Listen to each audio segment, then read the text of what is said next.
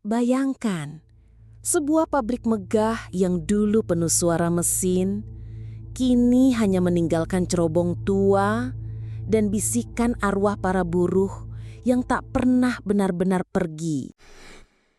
Pabrik gula Gempol berdiri pada tahun 1847 di Palimanan, Cirebon. Saat itu, pemerintah kolonial Belanda sedang gencar mengembangkan perkebunan tebu di Jawa. Gempol menjadi salah satu pabrik gula terbesar di wilayah Cirebon. Berdiri megah dengan mesin uap dan cerobong asap tinggi yang menjadi ciri khasnya. Pada akhir abad ke-19 hingga awal abad ke-20, industri gula di Cirebon mencapai masa keemasan. Pabrik Gempol dikelola oleh N.V. Eijman Suker Fabrieken, sebuah perusahaan besar asal Belanda. Untuk mempercepat distribusi, dibangun jalur kereta api khusus yang langsung masuk ke pabrik. Dari sini, gula dan tetes tebu diangkut ke pelabuhan, lalu dikirim ke berbagai negara.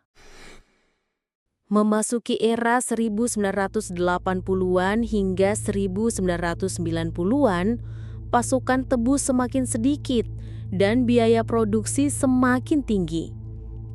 Mesin-mesin tua tidak lagi mampu bersaing dengan teknologi modern. Akhirnya, pabrik Gempol ditutup pada pertengahan 1990-an. Ada yang menyebut tahun 1995, ada pula yang mencatat 1996. Hingga akhirnya sekitar tahun 1995, pabrik gula Gempol resmi berhenti beroperasi. Sejak saat itu, bangunan besar perlahan hancur, ditelan waktu.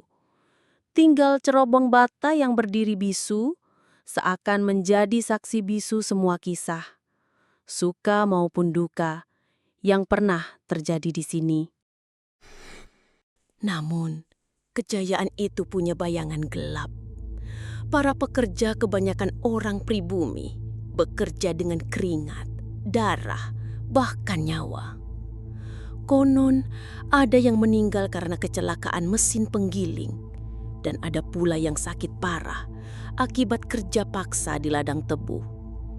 Jiwa-jiwa yang tak tenang diyakini masih menghantui kawasan pabrik sampai hari ini.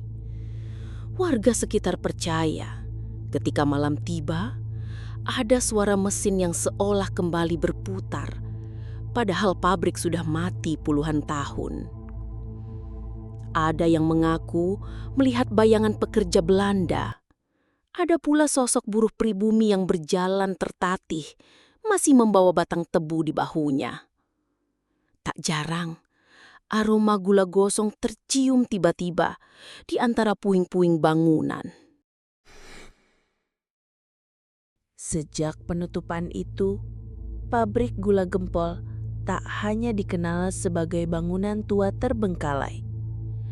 Ia berubah menjadi ruang waktu yang membeku, antara sejarah dan misteri.